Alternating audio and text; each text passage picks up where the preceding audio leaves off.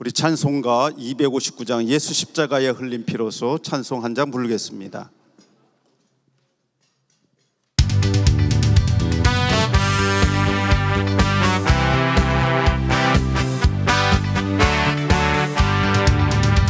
예수 십자가에 흘린 피로소 그대는 씻기어 있는가. 모로운 죄게 하는 능력 그대는 참으지 하는가. 아멘. 예수의 보혈로 그대는 씻기어 있는가. 마음속에 여러 가지 죄악이 깨끗이 씻기어 있는가. 주 예수와 밤낮으로 늘 함께 그대는 행동을 하는가. 언제나 어디서나 그대는 십자가 붙들고 있는가. 아멘. 예수의 보혈로 그대는 씻기어 있는가. 마음속에 여러 가지 죄악이 씻기어 있는 주님 예수. 주님 예수 다시 올 때 그대는 영접할 예복이 있는가. 그대 몸은 거룩한 곳 천국에 들어갈 준비가 됐는가. 아멘. 예수의 보혈로 그대는 씻기어 있는가. 마음속에 여러 가지 죄악이 깨끗이 씻기어 있는가. 아멘. 모든 죄에 더러워진 예복을 주 앞에 지금 다 벗어서 샘물같이 솟아나는 보혈 눈보다 더 이게 씻으라며. 예수의 보혈로 그대는 씻기어 있는가. 마음속에 여러 가지 죄. 주님 예수 다시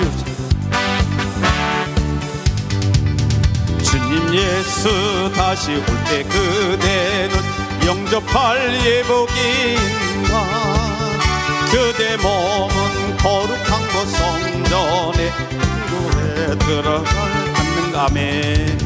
예수의 보혈로 그대는 씻기어 있는가.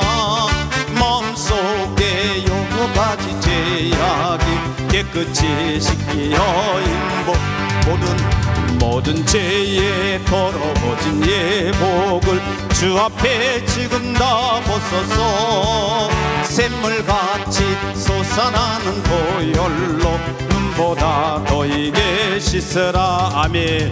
예수의 보혈로 그대는 씻기어 있는가. 마음속에 여러 가지 죄악이 깨끗이 씻기어 있는가. 아멘. 둘째 날 오후 특강 하나님께 영광 올려드립니다. 우리 다 같이 묵도하겠습니다. 여호와는 나의 목자시니 내게 부족함이 없으리로다. 아멘. 이 시간 특강 해주실 분은 광주 세브란스 기독교병원 신경외과 선생님이십니다. 교수님 나오실 때 아마 우리가 이제 여기 보니까 대체적으로 건강을 생각할 분들이에요. 특히 오늘 제목이 뇌졸중 예방과 치료라고 그랬는데요. 남의 얘기가 아닙니다. 건강하여 주의 일을 할 수 있어요. 건강이 약하면 주의 일에 방해됩니다. 장애물이 됩니다. 오늘 이 시간에 오실 때 여러와 같은 박수로 환영하시겠습니다. 환영합니다.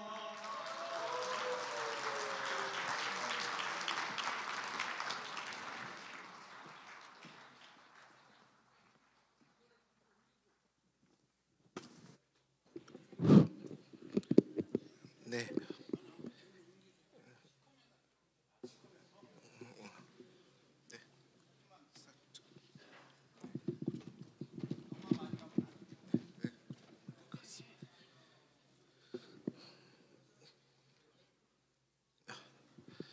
네, 안녕하십니까. 온주 세브란스 기독병원 신경외과 김종현입니다. 거창하게 소개해 주셔서 감사합니다. 자, 제가 이제 오늘 준비한 거는 이제 전부 관심이 제일 많으시겠죠. 이제 뇌졸중에 대한 건데, 자 이제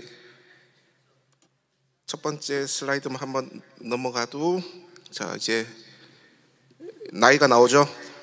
여기 나오신 분들 5명인데 다 모르시는 분 손 한번 들어볼까요? 누군지 모른다. MZ 세대는 없는 거죠.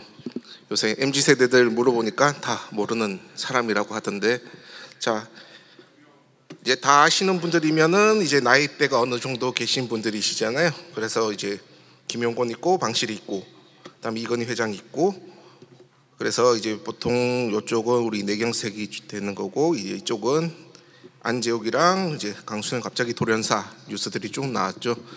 이런 뉴스들이 나오고 나면은 한번 또 관심이 올라갑니다. 여기에 더불어서 이제 작년이었나 삼성 서울병원에 있는 간호사가 자기 병원에서 치료를 못 받고 어쩌고 저쩌고 뉴스가 또 한번 떴었죠. 전부 다 이제 뇌졸중의 일종이 되는데요. 그래서 우리가 흔히 말하는 뇌졸중,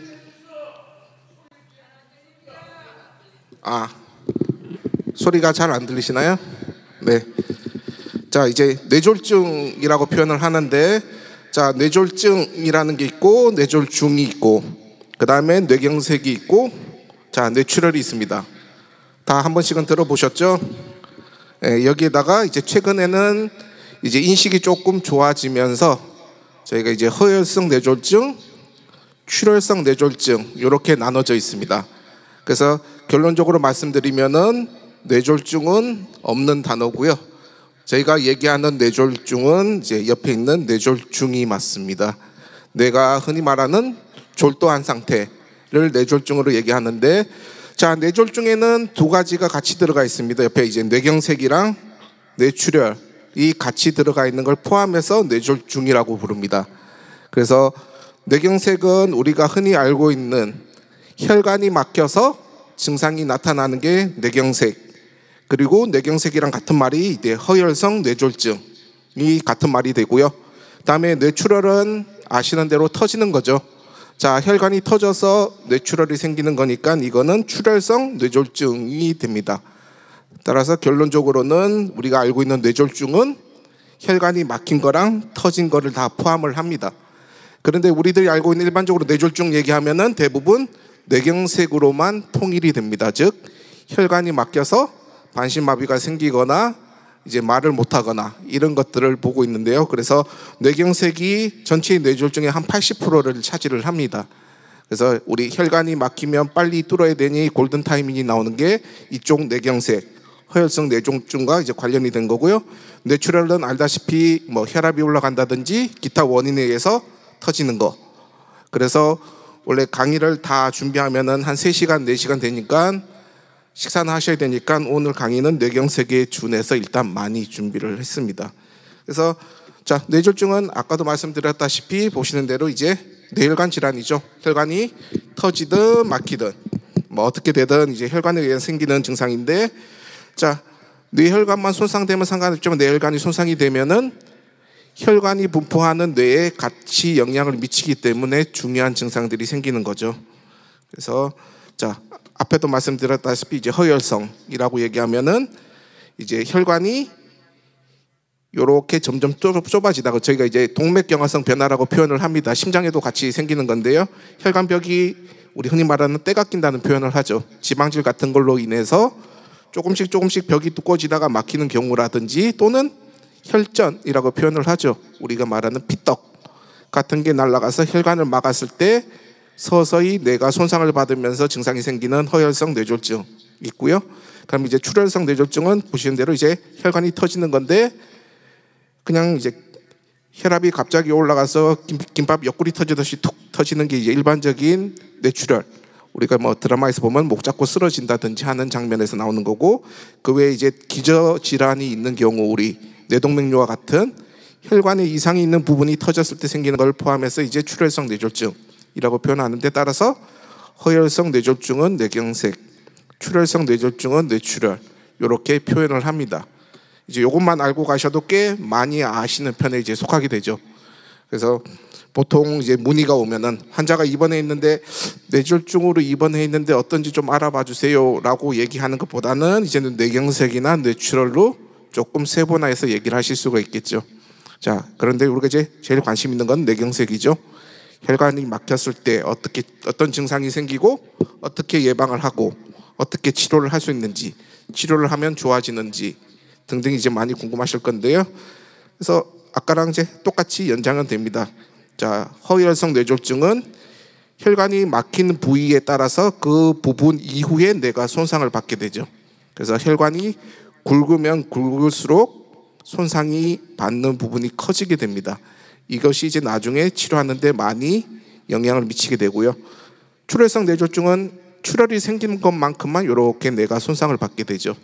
그래서 원래 증상은 뇌경색이 훨씬 더 광범위하게 나타나고요. 뇌출혈은 손상받은 부위만 나타나는데, 자, 뇌경색은 혈관을 뚫어주면 다시 살죠. 그런데 뇌출혈은 이미 터지는 순간에 손상을 받았기 때문에 이제 다시 살릴 수 있는 시간이 조금 더 짧습니다. 그래서 원래는 이제 출혈성 뇌졸중, 뇌출혈은 골든 타임이 따로 없습니다.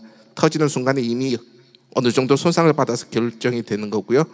저희들이 말하는 골든 타임은 허혈성 뇌졸중, 막혔을 때 얼마나 빨리 가서 뚫어야 되는지가 관건이 되게 됩니다. 그래서 뭐 이제 제일 기본만 얘기해 드리는 거, 자, 뇌졸중, 뇌경색, 뇌출혈, 자, 다 이제 아셨는데, 그러면 어떤 증상이 뇌경색이고 어떤 증상이 뇌출혈이고, 자, 여기서 이제 보통 이제 여기 계신 분들이 제일 궁금해하는 거는, 그러면 어떨 때 병원에 가야 되느냐가 제일 중요합니다. 이 정도면은 좋아질 것 같은데 기다려 봐야지. 손 한번 따고 우황청심은 하나 먹고 그리고 좋아지면 다행인데 이제 안 좋아지면 그때 가서 이제 병원에 가게 되죠. 이제 그래서 자, 일단 혈관이 막히게 되면은 손상받은 부분은 아까 말씀드렸죠. 이 혈관이 분포하는 뇌 전체에서 영향을 받기 때문에 서서히 죽어나가기 시작합니다. 그게 이제 골든타임인데요.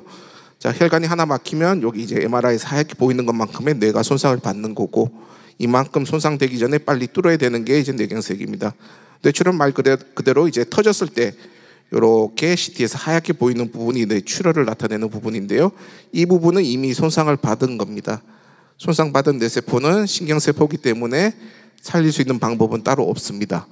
그 다음에는 이제 재활치료라든지 2차적인 손상을 예방하는 거기 때문에 뇌혈관이 터져서 생기는 뇌출혈은 이제 터졌을 경우의 상태가 예후에 상당히 많은 영향을 미칩니다. 즉, 뇌출혈이 크게 왔다 그러면은 치료가 끝나더라도 장애가 많이 남게 되고요. 출혈이 작을 경우에는 막말로 우리 약물 치료만 하고도 일반 생활이 가능할 정도로 회복되기도 합니다. 그 정도가 틀리기 때문에 빨리 병원에 가면 빨리 좋아지겠지라는 거랑 조금 거리가 있는 부분이 됩니다. 그래서 뇌경색의 원인 아까 두 가지 말씀드렸죠. 우리 혈관벽의 동맥경화성 변화, 즉 때가 끼는 거죠. 때가 끼는 원인은 우리 고지혈증, 콜레스테롤 같은 것들이 혈관벽에 침착되면서 점점 좁아지다가 어느 순간에 막히는 경우. 다음에 이제 혈전.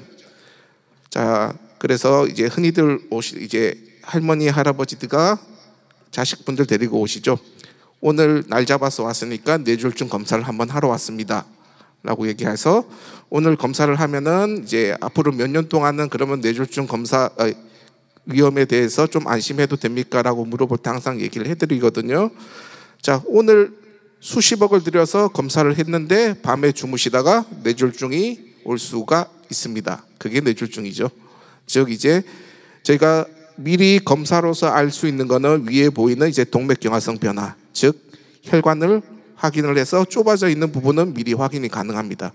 이럴 경우에는 좁아진 부분을 넓힌다든지 약물 치료로서 더 좁아지지 않게 하는 게 우선시 되기 때문에 치료가 가능한 부분은 위에 있는 동맥경화성 변화의 원인은 치료가 가능한데, 자, 혈전은 어딘가에서 피떡이 날아가서 뇌혈관을 막는 거기 때문에 언제 어디서 생길지를 모르는 부분입니다. 그래서 보통은 이제 나중에 뒤에 가서 예방이 나오는데 뇌졸중 예방에는 이 혈전을 일으키는 원인을 치료하는 것도 중요한 요소에 포함이 됩니다. 그리고 이제 아까 말씀드린 이제 동맥경화성 변화는 이렇게 정상적인 혈관이어야 될 부분에 혈관벽에 보통은 이제 여기 플라크라고 표현이 되어 있죠. 요즘은 플라크라는 단어도 많이 아시던데 플라크라는 데가 우리 지방, 분홍색 있는 것만큼 지방이 점점 차면서 혈관 이만한 통로에서 요만큼만 남아 있는 경우가 이제 동맥경화성 변화라고 표현하고, 그러다가 점점 좁아지면은 여기서 날아간 혈전이 여기를 막게 되죠. 정상적인 혈관이었다면 혈전이 막히지 않는 범위가 이제 동맥경화성 변화가 있으면 혈전과 같이 해서 막히는 위험성이 높아지게 됩니다. 그리고 이제 뇌출혈은 뒤에 조금만 말씀드릴 건데요. 뇌출혈은 이제 두 가지가 되죠. 우리가 흔히 알고 있는 고혈압에 의한 뇌출혈, 즉 혈압이 올라가면서 터지는 걸 이제 고혈압성 뇌출혈이라고 하는데, 한 10년 전까지만 해도 진단명이 이제 고혈압성 뇌출혈로 진단이 있었습니다. 그런데 최근에는 고혈압이라는 말이 빠졌습니다. 자발성 뇌출혈로 되어 있죠. 단순히 고혈압에 의해서만 터지는 게 아니다. 고혈압 외에 다른 영향에 의해서도 터질 수 있기 때문에 전반적인 포괄적인 내용을 포함해서 그냥 자발성 뇌출혈, 우리가 일반적으로 알고 있는 혈압에 의해서 터지는 거라고 보시면 되고요. 자, 뇌동맥류에 의한 이제 지주막하 출혈, 저희가 이제 거미막 및 출혈이라고 표현을 하는데요. 이러한 이제 지주막하 출혈이 사망률이 좀 높은 거기 때문에 대표적인 뇌출혈이 됩니다. 자, 여기서 고혈압에 의한 뇌출혈에 의해서 터지는 혈관은 보시다시피 실핏줄같이 가는 혈관들입니다.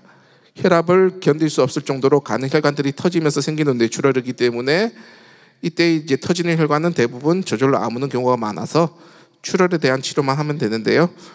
뇌동맥류에 의한 출혈은 뇌동맥류가 큰 혈관에 생기는 거기 때문에 이럴 때는 치료가 조금 더 복잡해지고 사망률도 조금 높습니다. 거의 60%까지 보고 있고요. 그래서 뇌동맥류는 뇌동맥류 터진 부분도 치료해야 되고 새어나온 피도 치료를 해야 되는 두 가지 치료를 거치기 때문에 이제 치료도 좀 복잡하고 예후도 별로 좋지는 않습니다. 자, 그래서 일단 이제 치료를 하려면은 우리 흔히 적이랑 싸우려면은 적을 알고 나를 알아야지 이제 이기는 거죠. 자, 지피지기가 백전백승인데 뇌혈관을 보시면은 실핏줄같이 워낙 많기 때문에 복잡하다고 생각은 하시는데 어차피 그 근본은 심장에서 시작을 하기 때문에 몇 가닥이 없습니다. 자, 심장에서부터 목을 타고 뇌로 올라가는 혈관은 여기 보시다시피 단 4가닥밖에 없습니다. 그래서 양쪽 2개가 굵은 경동맥이라고 표현하는 거고, 가운데 2개가 우리 척추동맥, 후방순환계로 가는 이제 4가지 혈관에서부터 이제 분지가 나오기 시작합니다. 그래서 이러한 혈관들이 기시부, 즉 심장에 가까운 곳부터 막힐 때 손상받은 부분들이 점점 많아지게 되는 거죠. 그래서 이러한 말단부에 있는 작은 혈관들이 막히면은 작은 뇌경색 증상도 작아지고, 기시부에 큰 게 막히게 되면은 범위가 좀 더 넓어지는 뇌경색이 생기게 됩니다. 그래서 이제 어느 혈관이 막혔느냐에 따라서 예후가 많이 틀리는데요. 그런데 혈관 자세히 보시면은 서로 연결이 좀 많이 되어 있습니다. 그래서 가끔 이제 목사님들이나 이제 여기 장로님들이 연락 오죠. 서울 어디 병원에 입원했는데 혈관이 막혔다 그러는데 안 뚫어주고 그냥 지켜본다고. 자, 혈관이 이렇게 서로 연결되어 있기 때문에 한쪽이 막히더라도 다른 쪽에서 혈액이 공급되는 경우가 꽤 많습니다. 즉 현재 상태가 제일 좋은 상태, 손을 대어서 혈전이 다른 데로 날아가면 증상이 심해지는 경우가 있기 때문에 최소한의 손해를 보는 경우로 이제 치료를 하게 됩니다. 그래서 혈관을 보시면 기본적으로 이제 아까 말씀드린 4가닥의 혈관으로 가게 되고, 양쪽 경동맥 2개는 앞쪽으로, 가운데 2개는 우리 척추동맥이라 그래서 이제 뒤쪽으로, 이제 앞에서 보는 거니까 이렇게 보이는 건데요. 옆에서 보시게 되면은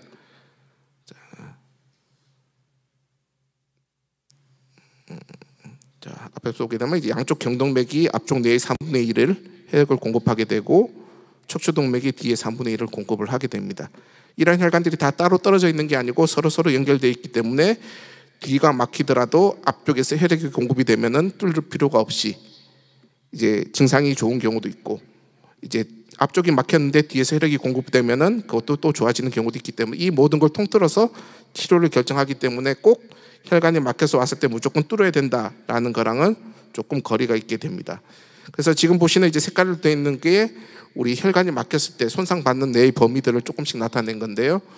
뇌경색이라고 얘기해서 아까 말씀드린 이제 혈관이 막혀서 생기는 건데, 원인에 따라서 이렇게 이제 범위가 좀 넓죠.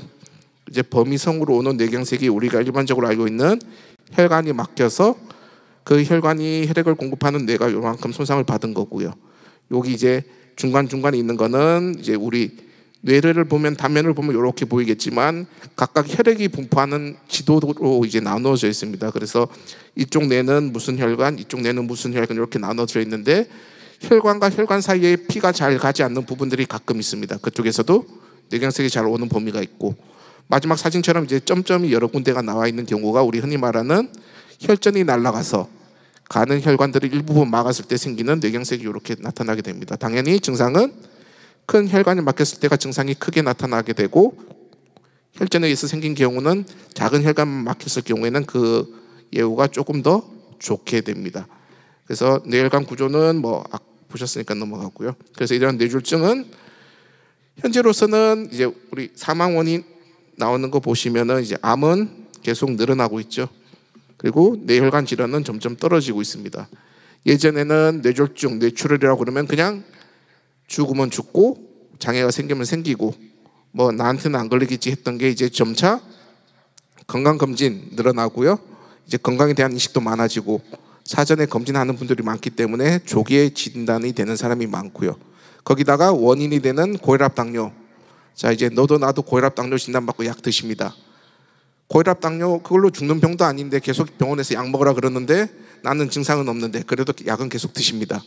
그런 것들 때문에 점차 뇌혈관 질환의 발병률이 떨어지고 있습니다. 그래서 뇌혈관 질환에 의한 사망률은 점차적으로 떨어지고 있는데 좋은 현상이죠. 암 같은 경우는 이제 우리가 건강검진을 많이 하다 보니까 조기에 발견되는 경우가 많아서 실질적으로 늘어난 건 아니고 발견이 많아지기 때문에 점차 늘어나고 있다라고도 얘기를 하고 있습니다. 그래서 보시면 뇌졸중 이제 지구적으로 봤을 때 지금 여기 많으신데 두 테이블에 6명 앉아 계시면 그 중에서 한 명은 돌아가시기 전까지 뇌졸중 한 번은 거치고 가게 됩니다. 평균적으로. 그래서 보시면 뭐 6주에 한 명씩 지금 사망하고 있고요. 2주에 한 명씩 뇌졸중 진단을 받고 있고요. 그리고 1,500만 명이죠. 1,500만 명, 우리나라 인구의 4분의 1 정도가 매년 이제 뇌졸중 환자가 되고 있습니다. 그래서 사회적으로 부담이 많은 질병이긴 한데 그나마 줄어들고 있는 양상으로 보시면 됩니다. 한국에서 봤을 때는 1년에 생기는 환자는 이제 10만 명 정도가 되고 있고요. 그래서 이걸 봤을 때는 진단은 저희 한국에서는 5분에 한 명씩 그리고 사망은 20분에 한 명씩 사망하는 것으로 되어 있습니다.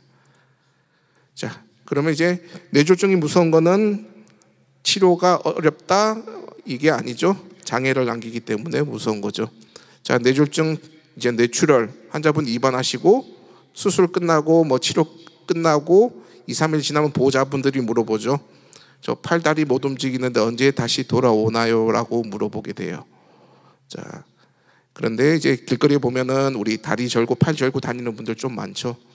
자, 실질적으로는 우리 뇌졸중, 즉 뇌에 생기는 질병은 뇌세포를 손상을 받는 거기 때문에 손상 위치에 따라서 증상이 다르게 나타나는데 이제 기본적으로 뇌세포는 재생하기가 상당히 많은 시간이 걸립니다. 그게 이제 대표적인 게 우리 턱수 손상이죠. 허리를 다쳐서 하반신이 마비가 되면은 평생 못 걷는다고 일반인들도 다 알고 있습니다. 척수 손상이니까, 신경 손상이니까. 그런데 뇌출혈 때문에 반신 마비가 오면은 언제 돌아오냐고 물어보십니다. 척추 손상이란 뇌 손상 같은 신경 손상이기 때문에 이론적으로는 걷는 이제 마비는 안 돌아옵니다가 모범 답안이죠. 그런데 뇌는 이제 척수랑 다르게 신경 세포가 많기 때문에 옆에서 이제 새로 커버해 주는 세포들이 많습니다. 의학적으로는 뭐 신경이 1cm 자라는데 1년 이상이 걸리기 때문에 이론적으로 봤을 때는 마비가 생긴 사람이 다시 걷는데 한 400년에서 500년이 지나면 분명히 걸을 수 있습니다. 다만 아직 의학적으로는 그것을 커버할 수 없기 때문에 우리가 흔히 말하는 줄기세포가 거기에 중점을 둔 연구입니다. 즉 줄기세포를 손상받은 뇌세포에 심어주게 되면 그 세포가 뇌세포로 변해서 기능이 돌아온다가 됐는데 아직까지는 완벽히 검증된 부분이 없이 아직까지는 이제 연구 영역이 되는 거죠. 그래서 이러한 뇌졸중은 장애가 상당히 무서운 게 됩니다. 그래서 자, 우리 뇌졸중으로 인해서 우리 질병이 없이 장애가 없이 살 수 있는 게 이제 50대 이상, 55세 이상에서는 보통 4년 정도가 줄어들게 되고요. 60대 이상에서는 거의 3.9년 정도가 줄어들게 됩니다. 그만큼 장애를 가지고 불편한 상태로 사는 시간이 더 늘어나게 되는 거죠. 그래서 그러면 뇌졸중 이후에 이렇게 장애가 생기는 거를 최소한으로 하려면은 이제 여기에 이제 골든 타임이 나타나게 됩니다. 자, 골든 타임이니까 병원에 빨리 가야 되죠. 치료를 해야 되는데 그러면 어떨 때 병원에 가야 되느냐? 자, 증상들이 많죠. 오늘 아침에도 이거 한 번씩 겪으셨죠? 자고 일어났더니 어지 저리고 뻐근하고, 그죠? 자, 그런데 항상 얘기하시죠. 이 절인데 병원에 가야 되느냐? 눈꺼풀도 실룩실룩거리는데 이거 병원에 가야 되느냐? 얘기를 많이 하시는데 이러한 증상이 뇌졸중이랑 연관이 있을 수도 있고 없을 수도 있는데요. 중요한 요소들이랑 조금 거리가 있습니다. 다만 이러한 뇌졸중의 증상은 아까 말씀 뇌출혈이랑 똑같은데 이제 갑자기 생기는 증상입니다. 즉 10년 전부터 뒷목이 뻐근한데 오늘 아침 일어났더니 더 세게 콕콕 쑤시더라, 뭐 이런 증상들을 표현하는데 만성적인 통증이랑 증상은 조금 거리가 있고요. 그래서 보통은 갑자기 나타나는 증상입니다. 즉 이제 자고 일어났더니 밥 먹다가 갑자기, 지금 다 갑자기죠. 힘이 빠지는 거, 두통도 갑자기. 자, 갑자기 생기면은 이제 전부 생각을 하죠. 뭔가 이상한데 그때부터 이제 치료가 들어가야 되죠. 치료가 들어가야 되는데 누구는 우황청심 찾으러 가고 누구는 침 맞으러 가고 누구는 119를 부르고 거기에서 이제 조금 많이 차이가 나게 됩니다.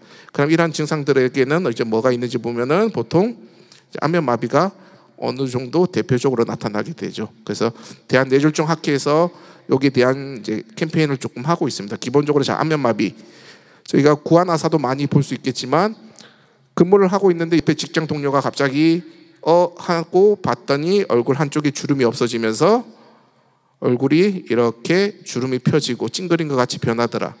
본인은 잘 못 느낄 수가 있습니다. 옆에 사람이 훨씬 더 빨리 캐치가 가능하죠. 야, 너 얼굴 이상한데 왜 그러느냐.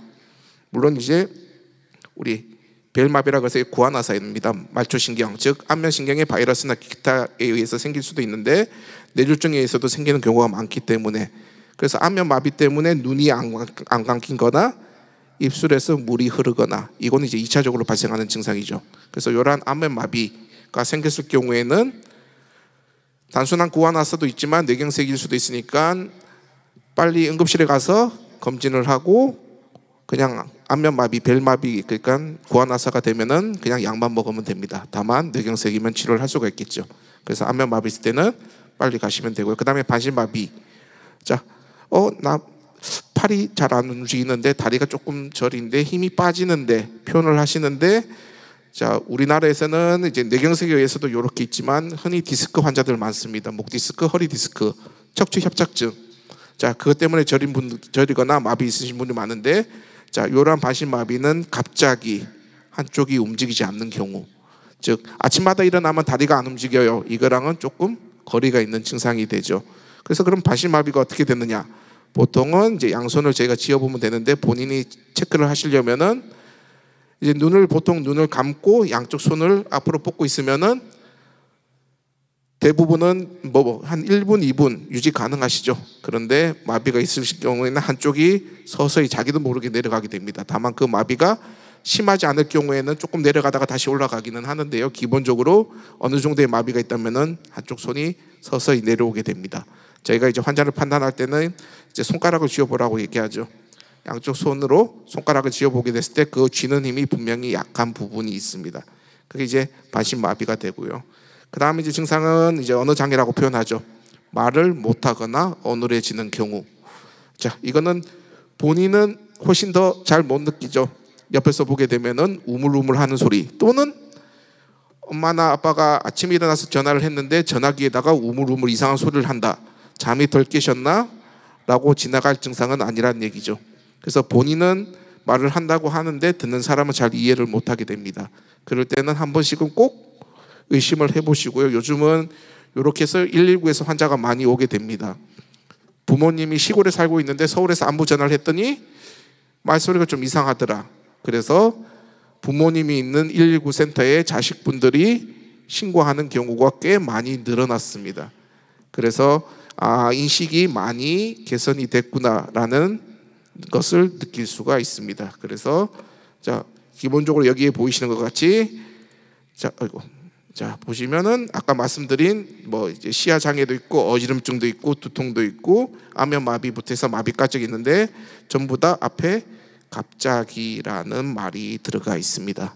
요게 꽤 감별하는 데 도움이 많이 됩니다. 그래서 매일 아침마다 겪었던 증상, 저녁마다 겪었던 증상, 밥 먹을 때마다 겪었던 증상이랑 조금 다르게 되죠. 그래서 결론적으로는 안면마비가 있거나 반신마비, 말이 어눌해지거나 걸으면 걷는데 한쪽으로 치우쳐져 있거나 아니면은 두통이 갑자기 심해지거나, 자, 이런 증상이 생기면 일단 약국부터 가시죠. 약국에 가서 우황청심원 하나 먹고 타이레놀 하나 먹고 좋아지겠지라고 기다릴 수는 있는데, 자, 이걸로 병원 가면은 뭐라고 그러려나? 뭐 말이 조금 어눌한데 갔다가 욕 먹으면 어떡하지? 욕은 한번 먹으면 끝나지만 장애는 평생 가게 되죠. 그래서 초반에 호미로 막을 수 있는 거를 나중에 가래로도 못 막을 수도 있기 때문에 일단은 응급실로. 자, 그런데 응급실인데 한의원 응급실 있는 데도 많은데, 자, 이제 큰 병원이라고 표현을 해놨습니다. 저희가 이제 혈전을 녹일 수 있는 약이랑 시술이 가능한 병원이 이제 건강보험 심사평가원에도 이제 나와 있는데요. 일부 좀 제한이 되어 있습니다. 기계나 이제 시술이 있기 때문에 나중에 기회 되면 다시 한번 소개해 드릴 텐데, 되도록이면 집 근처에서 제일 큰 병원으로 가시면 됩니다. 거기서 갔을 때 입구에서 간호사나 이제 전공의들이 보고 이 정도는 괜찮으니까 딴 병원 가세요 그러면 이 병원에서 나 안 봐준 애가 아니고 뇌졸중은 아니겠구나 그러고 딴 병원 가시면 됩니다. 그래서 전문의나 의료진의 진단을 받고 움직이시면 되니까 항상 긴가민가 하면은 일단은 큰 병원 가셔서 들이밀고 거기서 잘리면은 작은 병원으로 보시면 됩니다. 그래서 이러한 이제 뇌졸중에 대해서는 대한뇌졸중협회에서 이제 패스트라고, 이게 이제 코로나 전부터 시행을 하다가 갑자기 코로나 때 조금 멈췄는데요. 기억해야 될 겁니다. 즉 막히거나 터졌을 때 생기는 증상 4개를 이용했는데요. 이게 코로나 전에 나온 거라서 이제 6시간으로 되어 있습니다. 지금은 8시간까지 기본이 되어 있고요. 사람에 따라서는 24시간까지도 있습니다. 즉 반신마비, 언어장애, 의식장애 등 여러 가지 이제 증상이 생겼을 때 패스트. 자, 어떻게? 페이스입니다. 얼굴, 안면마비. 다음에 반신마비, 팔다리 마비가 있는지 암의 암. 다음에 말의 스피치, 말이 어눌해지거나. 자, 그래서 이렇게 패스트의 증상이 있으면 타임, 골든 타임을 생각을 해야 된다라고 해서 패스트라는 이제 운동을 벌이고 있습니다. 그러니까 자, 마비도 있고 말도 어눌해지고 얼굴도 표정 이상하다. 일단 끌고 큰 병원 갔다가 오시면 됩니다. 자, 그러면 이제 증상이 꼭 얼굴 마비, 팔다리 마비만 있느냐? 누구는 시력도 조금 떨어지고, 누구는 눈꺼풀이 2개로 보이고, 누구는 엉뚱한 소리하고, 누구는 어쩌고 저쩌고. 자, 우리 뇌는 각 부분별로 담당하는 부분이 틀립니다. 주로 뇌출혈에서는 많이 나타나는 거겠지만 손상받은 뇌에 의해서 증상이 발현을 하게 됩니다. 자, 제일 큰 부분 전두엽이라고 표현을 하죠. 예전에 이제 신경외과 드라마에서 나왔는데 사람의 마음은 심장에 있는 게 아니고 머리에 있다라는 표현으로 해서 그게 전두엽을 표현을 하고 있습니다. 즉 감정이나 인격, 성격을 담당하는 부분이 되고요. 그래서 이 앞부분이 우리가 흔히 이제 사고 났을 때 다치는 넓은 부분이니까 사고 났을 때 많이 다칩니다. 다치고 나면은 조금 난폭해지거나 참을성이 떨어지는 게 이제 전두엽이 되는 거고요. 이제 그리고 축두엽은 우리 기억력, 언어 이쪽이랑 관련이 되고요. 후두엽은 시각, 뭐 두정엽은 이제 감각, 언어 이런 게 담당을 하고, 손에는 이제 뒤쪽에 있는데 특별하게 우리 균형 감각입니다. 정밀한 운동, 바늘에 쉴 깨는 거라든지 일직선으로 걷는 거. 자, 손에 쪽에 뇌경색이 오게 되면 일직선으로 걷지를 못하고 좌우로 기울어지게 되죠. 그리고 제일 중요한 부분은 우리 뇌관이라고 표현하는 부분입니다. 그래서 이 부분은 뇌에서도 좀 특별한 부분인데요. 뇌랑 척수를 연결하는 부분에 있는 뇌관이기 때문에 우리 영화 같은 데 보면은 손목으로 목 뒤에 칼날로 탁 치면은 사람이 쓰러지죠. 여기 충격에 의해서 생기는 건데 기본적으로 심장 뛰는 거라든지 호흡 중추가 있는 부분입니다. 그래서 우리 뇌경색이 오더라도 전두엽 전체가 다 손상을 받더라도 사는데 문제는 없습니다. 성격이 난폭해지거나 다를 수 있겠지만 손에 다 없어지더라도 사는데 지장은 없습니다. 어지럼증이 평생 가겠지만 다만 뇌관 같은 경우에는 손톱만큼만 손상을 받아도 식물인간이 될 수 있는 부분이 됩니다. 그래서 이제 많은 분들이 뇌관에 뇌경색이 와서 식물인간이 됐는데 어떻게 살려줄 수 없느냐라고 얘기를 하는데 전체 뇌로 봤을 때는 1%만 손상을 받았는데도 식물인간이 될 수 있는 부분, 조금 예외적인 부분이 되기 때문에 어느 부분에 어떤 손상, 즉 뇌출혈이나 뇌경색이 오느냐에 따라서도 예후가 많이 달라지게 됩니다. 거기에 대해서는 이제 다음에 또 한번 설명드릴 거고요. 자, 그러면 이제 가끔 힘이 빠져서 병원에 가려고 119를 부르고 주섬주섬 옷 입고 있는데 다시 돌아와요. 괜찮아졌습니다. 다시. 그리고 자고 있는데 또 양치하려고 보니까 힘이 빠졌다가 뒤로 돌아서서 자식들 부르려고 했더니 다시 돌아옵니다. 자, 그걸 이제 일과성 허혈 발작이라고 표현을 합니다. 즉 어떤 증상이 잠깐 나타났다가 몇 초, 몇 분 만에 다시 회복되는 경우가 있습니다. 단순한 일시적일 수도 있는데 이게 이제 전조 증상으로 나타나는 경우가 있습니다. 어떻게? 자, 혈전이 이렇게 혈관을 막고 있는데요. 얘가 덜렁덜렁 거리면서 다 막혔을 때는 증상이 생겼다가 살짝 기울어지면 피가 다시 통하니까 증상이 뚫립니다. 이게 반복되다가 보면 어느 순간에 크게 막히는 경우가 생길 수 있기 때문에 이런 경우에는 미리 진단이 가능하죠. 혈관 검사를 하게 되면은 혈전이 있거나 좁아진 부분을 미리 볼 수가 있습니다. 그래서 힘이 빠졌다가 돌아왔으니까 나는 하나님의 선택으로 아무 이상 없다가 아니라 빨리 한번 손을 봐야 되겠다라는 경고 증상으로 보셔야 될 겁니다. 그러면 이제 제일 중요한 거는 그러면 뇌졸중은 왜 생기느냐. 그래서 오늘 강의 슬라이드 제일 중요한 건 요거 하나죠. 자, 저 뇌졸중 안 걸리고 싶은데 어떻게 해야 됩니까? 요거만 하시면 됩니다. 물론 이걸 다 예방하고 이것도 없는데 그래도 뇌졸중이 오면은 그거는 이제 하늘의 뜻이라고 보라고 제가 이제 말씀을 드리는데, 자, 위험인자, 고혈압, 당뇨. 자, 우리 응급실에 할머니 할아버지들 오셨을 때 이제 가족용 물어봅니다. 가족분들 중에 돌아가신 분 있으세요? 지병 있으세요? 물어보면은 엄마는 고혈압으로 돌아가시고 아버지는 뭐 당뇨로 돌아가셨습니다. 그러는데 고혈압, 당뇨로는 죽을 일이 없죠. 고혈압은 혈압이 높은 거고 당뇨는 당이 높은 건데 이게 죽을 이유가 없습니다. 그래서 고혈압, 당뇨로 죽는다는 얘기는 고혈압, 당뇨에 인해서 다른 질병이 유발하기 때문에 죽게 되는 거죠. 그래서 고혈압, 당뇨 다 두 가지가 다 혈관에 영향을 미칩니다. 즉 혈관을 손상시킨다든지 얇은 손상을 터뜨릴 수 있는. 그래서 고혈압은 말 그대로 이제 모든 혈관에 부하를 가하기 때문에 이제 우리 두개골 머리 안쪽에 랑 관련되면 이제 약한 부분이 터질 수 있는 게 되고요. 당뇨는 혈관뿐만 아니라 신경도 약하게 만들죠. 그래서 당뇨가 있으면 대표적으로 오는 것들이 말초에 있는 신경이 이제 손상받기 때문에 팔다리가 저리거나, 그다음에 이제 콩팥이 망가지는 거, 콩팥으로 가는 신경 손상 때문에, 그리고 눈에 있는 망막의 혈관 손상, 이런 것들 때문에 뭐 망막병증, 뭐 이제 우리 콩팥 병증 이런 것들이 생기는 게 당뇨입니다. 그래서 결론적으로는 당뇨 때문에 사람이 죽는다라고 표현하면은 콩팥 기능이 떨어진다든지 또는 다른 혈관에 영향을 미쳐서 거기 생기는 질병으로 사망을 하게 됩니다. 따라서 뇌졸중에서도 이러한 고혈압, 당뇨가 상당히 높은 원인을 차지하고 있고요. 자, 고지혈증 전 단계 이상 지지혈증이라고 표현하는 것들이 아까 말씀드린 이제 혈관을 좁아지게 만드는 원인이 되고 있고요. 그 외에 이제 요 심방세동, 뭐 처음 들으시는 분도 계시는데 아까 뇌경색의 원인 두 가지 중에 한 가지죠. 동맥경화성 변화 외에 혈전을 생기는 제일 많은 부분의 원인이 요 심방세동입니다. 즉 심방세동을 얘기하면 심장이 1분에 정상이라면 한 60번 정도 따박따박 뛰어야 되는 게 부들부들 거리는 정도죠. 뛰지는 못하고 중간에 일시적으로 뛰지 않는 경우를 심방세동이라고 표현합니다. 즉 정상적인 심장 박동이 아니기 때문에 심장 안에 있는 피들이 서로 엉겨붙을 수 있는 요인을 이제 제공을 하는 겁니다. 그래서 심방세동이 있으면은 이걸 치료함으로 인해서 뇌졸중을 미리 예방할 수 있는 중요한 요소가 되기 때문에 머리 뇌졸중으로 입원했는데 심장 검사하고 심장 혈관 검사하고 심장만 검사한다고 뭐라고 그러는 분들 많으세요. 그래서 뇌졸중의 두 가지 원인 중에 두 가지 중에 두 번째 제일 큰 원인인 이제 혈전을 검사하는 제일 중요한 이제 검사가 되는 거고요.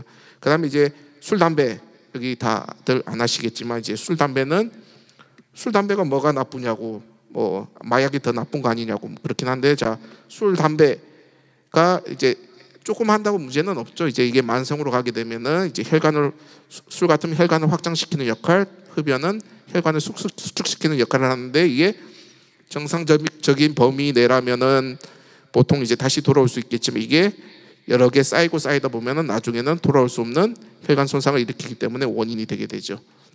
그 외에 이제 미리 발견할 수 있는 뭐 경동맥 협착처럼 뇌혈관이나 경동맥에 좁아져 있는 부분은 미리 발견을 가능하고요.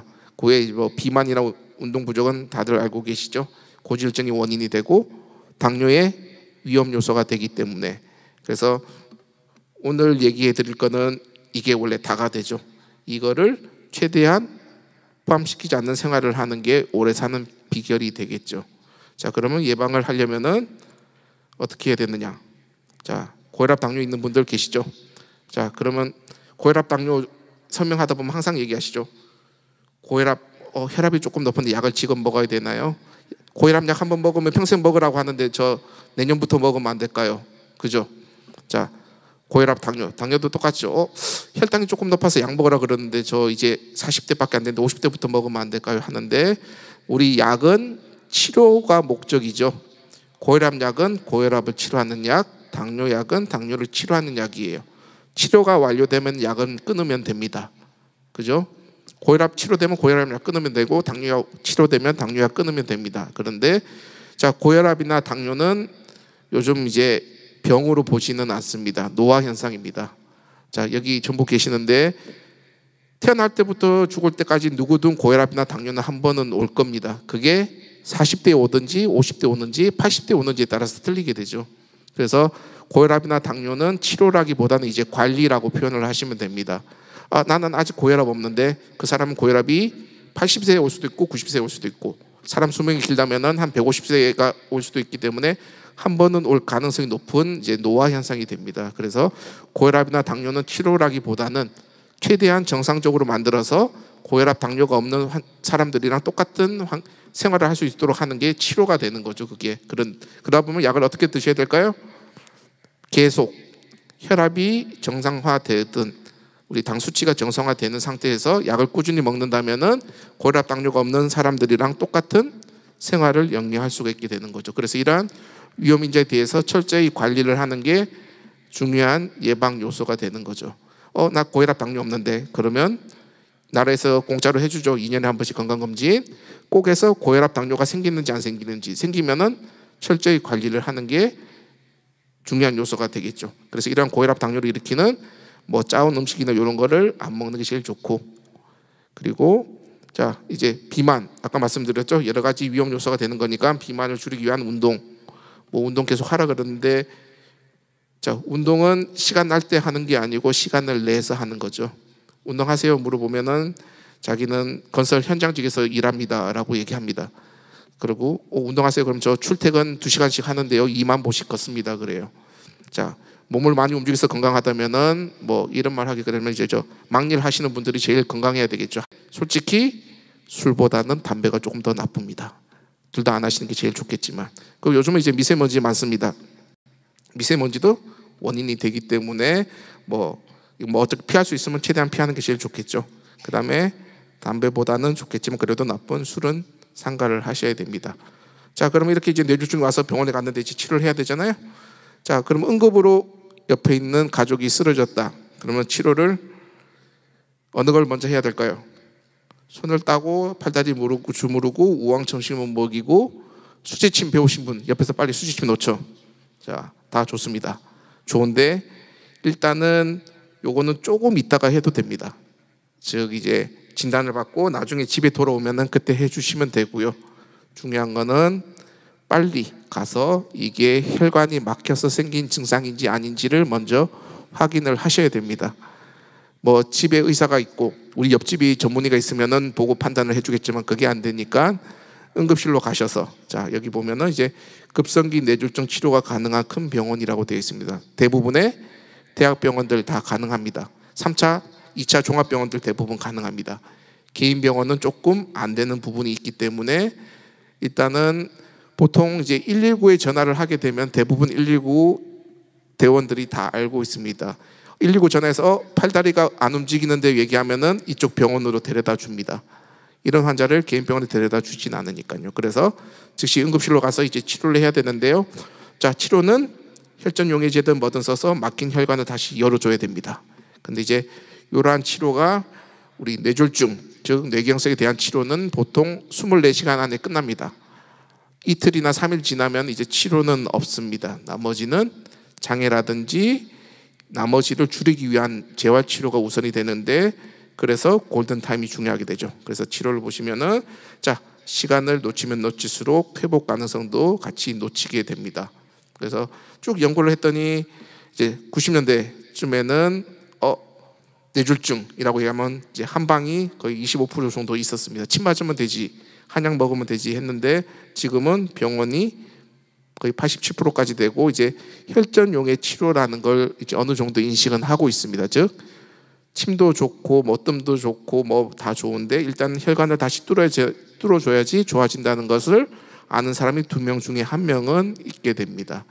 그러면 이러한 뇌경색에 의해서 뇌세포가 손상받는 걸 보시면은 아까 계속 나오는 사진인데요. 이제 머리의 단면을 봤을 때 뇌의 절반을 담당하는 부분이 되고, 자, 여기 있는 혈관이, 여기 혈관이 막혀서 가만히 놔두게 되면 요 전체 세포가 다 죽게 됩니다. 이만큼의 범위가 죽게 되는데요. 첫 번째 죽는 부분이 요 가운데부터입니다. 가운데서부터 죽고 그 다음에 점점점 넓어지면서 여기까지 죽는데 평균적으로 한 8시간 정도가 걸립니다.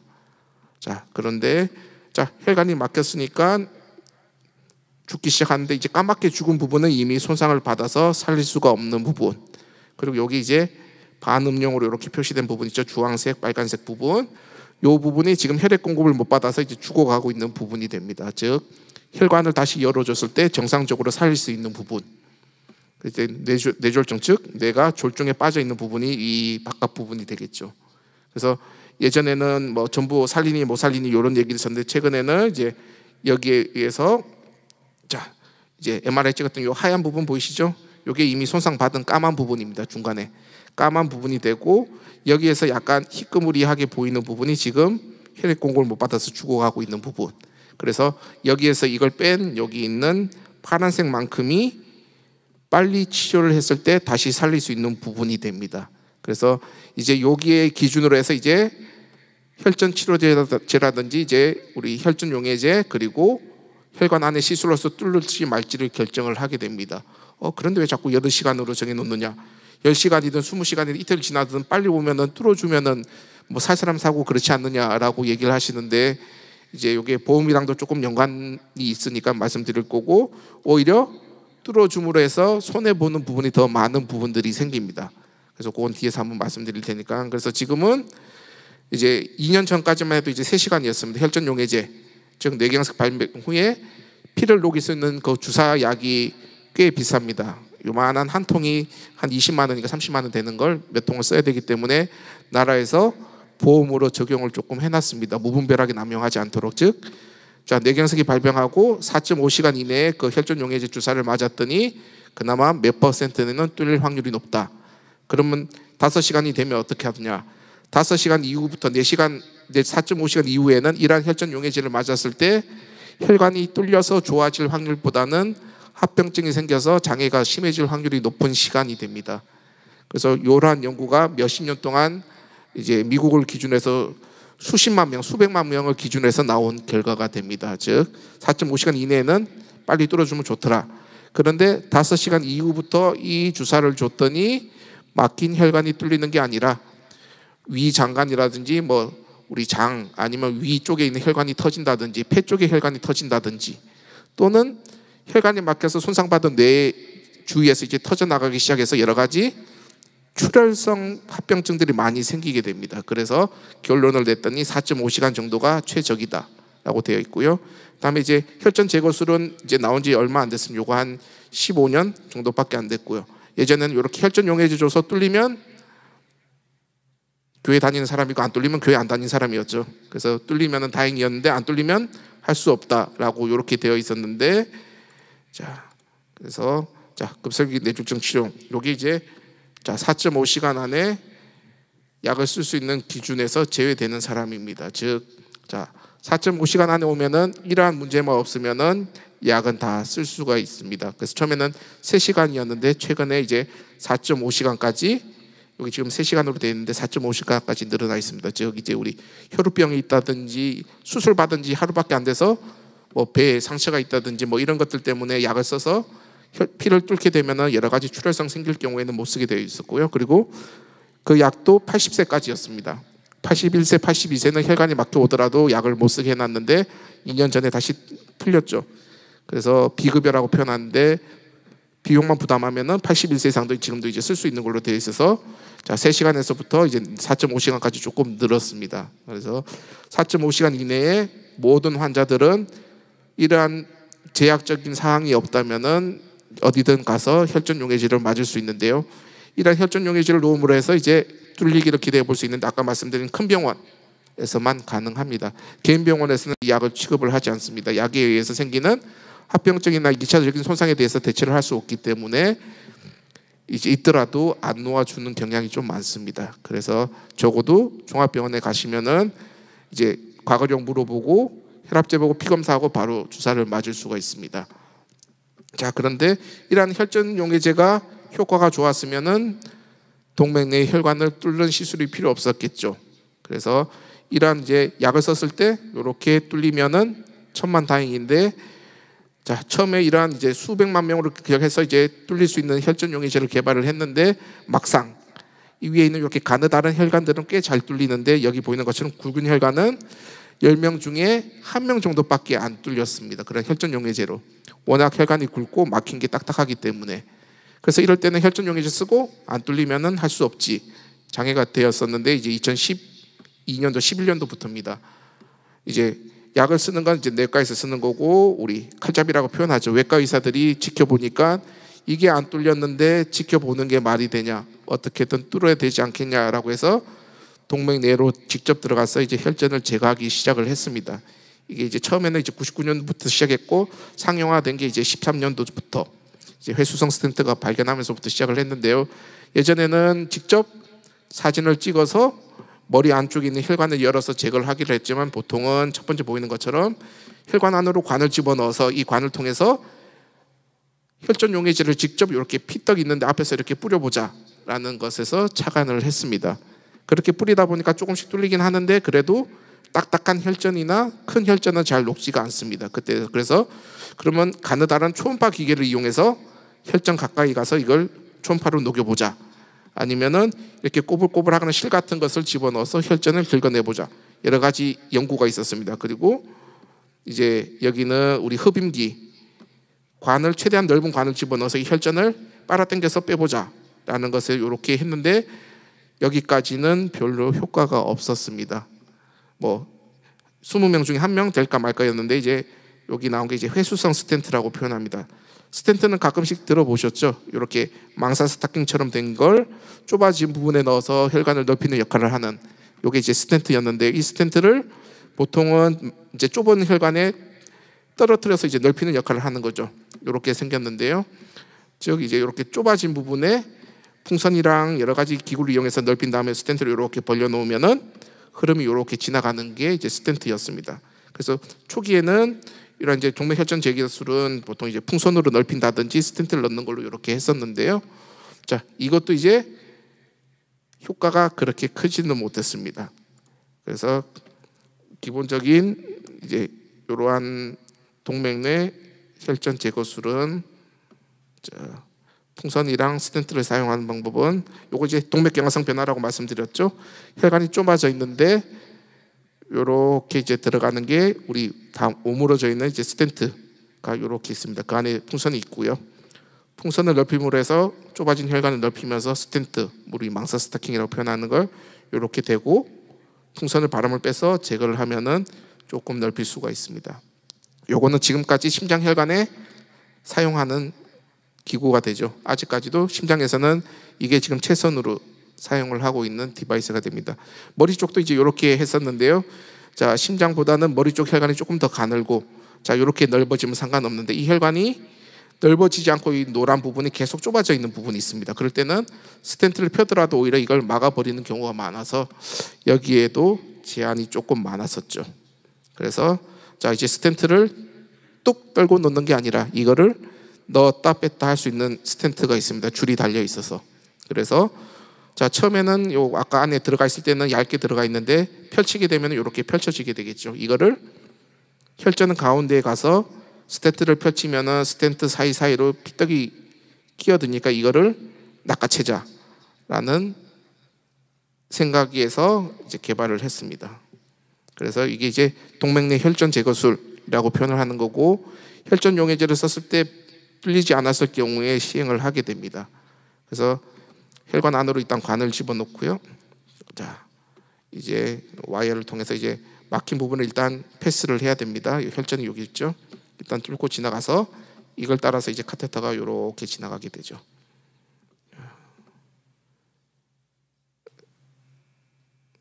이제 카테터가 지나가고, 이 카테터를 통해서 이제 풍선이 들어가든 약이 들어가든 스텐트가 들어가든 그런 시술을 하게 되는데요. 자, 이제 관이 이렇게 지나간 상태에서 와이어를 빼면은 일단 혈전은 여기서부터 여기까지가 지금 혈전입니다. 그래서 이거를 이제 긁어내야 되는데, 초창기에는 요 앞에서 이제 녹이는 약만 뿌렸고, 어떨 때는 이제 실 같은 것도 긁어내려고 그랬는데 효과가 별로 없었으니까, 자, 요게 스텐트입니다. 지금 들어가 있는 거 스텐트인데 끝이 달려 있는 회수성 스텐트. 자, 스텐트를 펼치게 되면은 아까 듬성듬성 구멍이 나 있죠. 그 사이로 혈전이 끼어들게 됩니다. 그리고 이때부터 이제 어느 정도 혈류가 흐름이 돌아오게 되죠. 그래서 골든 타임을 최대한 줄여서 어느 정도 혈류를 흐를 수 있는 정도. 자, 그런데 이제 이러다 보면 이제 혈전이 날아가서 또 작은 혈관도 막을 수 있기 때문에 여기에 더불어서 이제 뭐 아래쪽에 이제 풍선이 있는데요.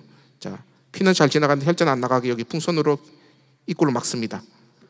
피가 흐르지 않도록. 그런 다음에 얘를 쑥 뽑아내서 혈전을 제거를 하게 됩니다. 자, 이렇게 해서 이제 뚫리게 되면은 그때까지 손상되지 않은 뇌세포는 다시 다 살아날 수 있게 되는 부분이 됩니다.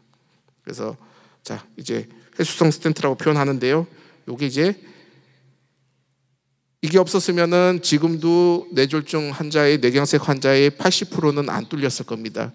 이걸 사용함으로 해서 이제 저희 병원 같은 경우는 거의 90%, 평균적으로는 80% 이상은 다 뚫리는 이제 획기적인 이제 도구가 됐죠.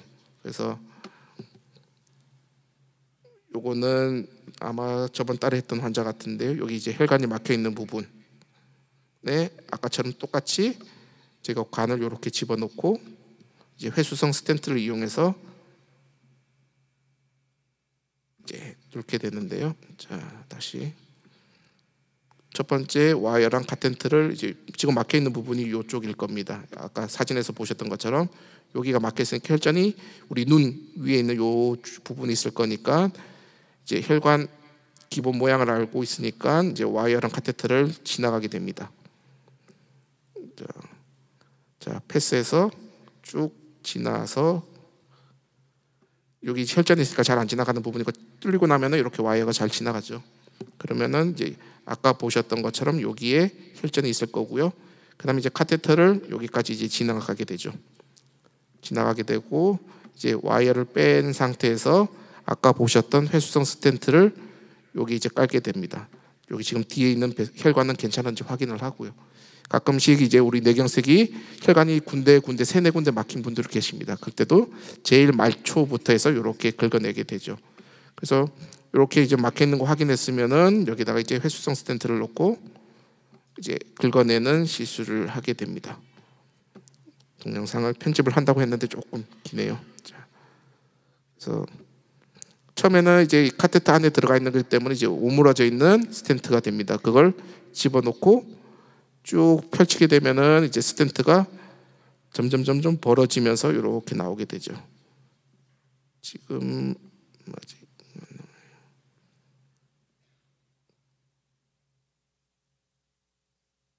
자, 지금 이제 올라가는 게 여기 이제 회수성 스텐트가 이렇게 올라가는 거, 지금 여기 풀리는 거죠. 이렇게 이게 이제 노안이 오니까 저도 안 보이던데 여기서부터 여기서 풀리는 게 이렇게 점 3개씩 있습니다. 이렇게 마커로 스텐트가 쭉 풀려서 공간을 어느 정도 열어주는 건데요.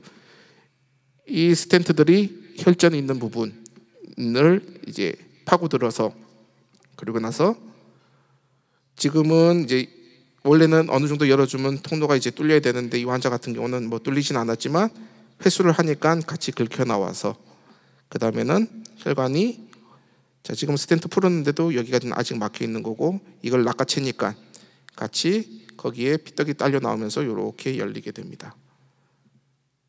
그래서 보통은 이제 크게 생기는 뇌경색을 어느 정도 줄일 수 있는 혈전 용해 치료가 되고요.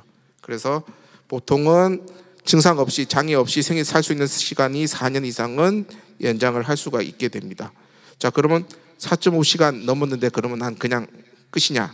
그건 아니고 아까 말씀드렸던 동맥 내 혈전 제거술은 24시간까지 가능합니다. 그래서 연구를 했더니 초창기에는 12시간이었는데 지금은 24시간까지도 혈전 제거를 할 수 있기 때문에 4.5시간은 일단 약으로 쓰는 거고 그 후에는 24시간 이내에 할 수 있기 때문에 24시간까지는 병원에 가게 되면 혈전 제거술을 가능합니다. 그로 인해서 이제 합병증도 예방을 할 수 있고요. 이러한 것들이 이제 나라에서 만들어 놓은 이제 보험 기준이 어느 정도 되는 거죠. 그래서 보통은 이제 동맥 내 혈전 제거술은 여기 이제 8시간으로 되어 있는데요. 밑에 기관에 따라서 부분에 따라 24시간까지도 할 수 있으니까요. 아까 보셨던 테스트 기억하시고 병원에 빨리 가야지만 병원에 있는 시간을 점점 줄일 수가 있습니다. 그래서 꼭 해야 되는 거는 이거죠. 아까 말씀드렸죠. 119에 전화하면은 119 대원들이 다 환자를 보고 큰 병원으로 가야 될 거를 어레인지를 해줍니다. 그래서 큰 병원 가서 아까 말씀드린 대로 뭐 이런 걸로 왔느냐 얘기 들으시면은 집에 가까운 병원 가시고 침을 맞든 우황정심을 맞든 하시면 되고 거기서 보고 이상하다 그러면 바로 치료가 진행이 됩니다. 그래서 일단 뭐 그 외에 응급으로 해야 될 거는 뭐 토할 때는 기도가 막히지 않게 하셔야 되고 그리고 이런 것들은 안 해야 되겠죠. 뭐 주무르거나 그런 건 상관없는데 일단은 뭐 대학병원에 가서 진단을 받고 그 다음에 손끝을 따든 뭘 먹이든 그 다음에 하시면 됩니다. 그래서 원래 이제 뇌경색까지는 여기까지 준비를 한 건데 뇌출혈을 조금만 짚어보고 가겠습니다. 아까 뇌출혈 두 가지라고 말씀드렸죠. 고혈압성 뇌출혈, 뇌동맥에 의한 뇌출혈. 그래서 고혈압성 뇌출혈은 아까 말씀드린 대로 이제 실핏줄 같은 것들이 터지기 때문에 터지면은 피를 이렇게 제거를 하면 됩니다. 그래서 보통은 30cc를 기준으로 30cc 정도가 되면은 이제 정의적 수술이라 그래서 구멍 하나 뚫어서 우리 빨대로 이렇게 빼내는 그리고 녹이는 약을 넣어서 이렇게 없애는 걸 하게 되는데요. 예전에는 이만한 기계를 써서 좌표를 잡아서 이렇게 바늘 넣는 시술을 했었고요. 그래서 이런 기구를 이용해서 뇌출혈 수술을 하는데 머리에는 정작 구멍 하나만 뚫고 가능합니다. 요즘에는 머리 쪽도 내비게이션을 사용합니다. 내비게이션 사용하는데 이렇게 이제 마커죠. 마커를 붙임으로 해서 3D로 인식을 하게 되고 그거를 기계가 받아들여서 저희가 쓰는 이 디바이스를 허공에서 움직이면은 머리 안에서 그 카테터가 어디에 위치해 있는지 파악이 됩니다. 그래서 넣는 대로 자동으로 여기 쭉 따라 들어가는 관을 표시를 할 수 있기 때문에 훨씬 더 쉽게 수술이 가능하고요. 만약에 뇌출혈이 뭐 100cc, 200cc가 된다 그러면은 출혈이 많을 때는 뼈를 열고 개도술을 해서 제거를 해야 됩니다. 그래서 자 머리 같은 경우는 피부도 있고 두개골 뼈도 있고 뇌를 싸놓고 있는 막도 있기 때문에 수술하는 데까지 시간이 상당히 오래 걸리는데 아까 봤던 정기적 수술 같은 걸로는 빠른 수술이 가능하고 어쩔 수 없이 큰 경우에는 이렇게 개도술까지 진행을 해야 됩니다. 그 다음에 이제 중요한 게 저희가 보는 건 보통 이제 뇌동맥류인데요. 이걸로 따로 강의를 한번 나중에 기회 되면 불러주시면 한 번 더 하겠는데 기본적인 것만 설명을 드리겠습니다. 자, 혈관벽이 이렇게 꽈리처럼 있는 걸 뇌동맥류라고 합니다. 인구 20만 명당 1000명이 현재 가지고 살고 있습니다. 혈관 검사를 하게 되면 이게 발견이 되는데요. 자, 이게 이제 터지게 되면은 요거 이제 뇌동맥류를 하는데 즉 혈관벽이 뇌층으로 되는 혈관벽이 얇아지면서 부풀어 있는 걸 뇌동맥류라고 하게 됩니다. 위치나 모양에 따라서 여러 가지 크기들이 있는데요. 자, 이렇게 부풀어져 있으니까 혈관벽이 얇아진 상태고 어떤 스트레스나 일시적인 혈압 상승에서 이제 터지게 됩니다. 이제 터졌을 때 이제 뭐 강수현이 사망한 게 이제 터지자마자 사망을 하게 되는 건데요. 자, 이러한 뇌동맥류를 이제 우리가 시한폭탄이라고 표현을 합니다. 보시는 대로 보통 이제 6천만 명 기준 14만 명이 있으니까 20만 명당 1000명이 현재 가지고 살고 있습니다. 문제가 되는 거는 이게 터지기 전에는 증상이 99% 없습니다. 그리고 터지고 나서야 진단이 나타나게 되니까요. 그래서 이러한 뇌졸중, 뇌동맥류의 원인은 아직은 모릅니다. 이제 가족력도 어느 정도 있고 고혈압, 당뇨도 영향을 미칠 수 있다고는 하지만 일단은 아직은 원인은 모르는 상태에서 발견이 되고 미리 치료하면 되겠지만 그게 없다면은 터지고 나서야 증상이 나타나게 됩니다. 다만 이러한 뇌동맥류가 파열해서 생기는 거는 이제 지주마커 출혈이라고 부르고 이제 사망률이 60% 정도로 보고 있습니다. 그래서 이런 뇌동맥류는 무조건 치료하는 건 아니고 크기가 작을 때는 지켜봅니다. 보통 2mm, 3mm 정도면 추적 관찰만 하게 되고 이게 이제 우리 시술이라고 표현을 하죠. 코일색전술 같이 머리를 열지 않고 치료할 수 있는 부분도 있고 머리를 여는 부분도 있습니다. 크기나 위치에 따라서 치료를 정할 수 있으니까 이제 전문가와 상의를 하시면 되고요. 그리고 가족력도 있기 때문에 한번 있으셨던 분, 가족분들 중에 있으셨다면 한 번 정도는 검진을 해보는 게 좋습니다. 그래서 뇌동맥류는 터졌을 경우에 상당한 위험을 요구하기 때문에 미리 검진을 해보는 게 좋고요. 이제 터졌을 때는 보통 이러한 증상들이 생기는데요. 대부분 우리가 머리 아파라는 표현을 하게 됩니다. 이제 번개치는 듯한 통증을 생기는데요. 치료는 보통 아까 말씀드린 두 가지가 있습니다. 코일색전술, 우리 흔히 말하는 시술, 그다음에 머리 여는 수술 그렇게 있는데요. 이제 갈수록 저희가 이제 수술이든 시술이든 사람 몸에 손을 안 대려고 그러죠. 그래서 배도 크게 안 열고 복강경 수술하는 거, 뭐 로봇 수술하는 것처럼 머리도 이제 수술합시다 그러면 전부 시술할 수 있는 병원 찾아갈래요라고 하는 게 좀 많아졌습니다. 그래서 뇌동맥류 치료는 아까 말씀드린 이제 두 가지가 있는데요. 첫 번째로는 이제 전통적인 방법의 결찰술, 즉 개두술. 머리를 열고 혈관을 찾아서 꽈리처럼 생긴 거를 이제 집게로 물어주는 결찰술이라고 표현을 하죠. 그래서 일단은 머리를 열어야 되는데 거부감이 있겠지만 이렇게 묶어주게 되면은 피가 안 들어가서 완벽히 치료가 가능한 결찰술이 이거는 예전 이제 수십 년 전부터 있었던 치료 방법이 되고요. 다음에 이제 코일색전술은 아까 보셨던 96년도에 처음에 개발돼서 최근 한 15년 최근에 이제 개발이 된 거고 이제 여기를 묶어주는 게 아니고 터질 수 있는 부분을 더 이상 터지지 않게 우리 대퇴부에 있는 혈관을 이용해서 관을 쭉 올라간 다음에 동맥류 안에 관을 집어넣고 여기를 메꿔버립니다. 그때 쓰는 게 이제 코일입니다. 그래서 디바이스가 계속 발달되면서 이 코일을 개발을 잘했기 때문에 이렇게 동맥류 안을 스프링으로 꽉 메꿔버립니다. 터지지 않도록. 요거는 이제 머리를 열지 않고 허벅지 혈관에 구멍 하나만으로 치료를 가능할 수 있는 부분이 되죠. 그래서 이렇게 두 가지 치료가 있고요. 그래서 요거는 이제 그저께 이제 1년 지난 환자인데 이렇게 큰 것도 이제 코일을 넣지 않고 코일 외에 이제 스텐트가 보통 이제 동맥류 이만큼 큰 사람도 있는데요. 이럴 때는 이제 혈류전환 스텐트라 그래서 스텐트보다는 좀 더 촘촘한 스텐트를 이용해서 옆으로 가는 혈류를 막아서 요 사진님들 이렇게 보면은 이제 혈관을 리모델링이라고 표현을 하죠. 크게 있던 혈관의 벽을 좁혀서 이제 압력을 줄여서 이렇게 만드는 혈류전환 스텐트가 있음으로 해서 수술보다는 시술로서 조금 더 치료할 수 있는 부분이 많이 늘어나게 됐습니다. 그래서 이제 뇌졸중은 아까 얘기해드렸던 치료가 상당히 짧습니다. 기간도 짧고 제한적이고요. 그래서 보통은 뇌졸중 치료는 예방이 전부라고 보시면 됩니다. 90% 이상. 그래서 고혈당뇨 예방하시고 이제 위험 요소가 있는 거는 철저히 조절하시는 게 제일 중요할 것 같습니다. 그래서 원래 제가 준비한 것은 여기까지고요.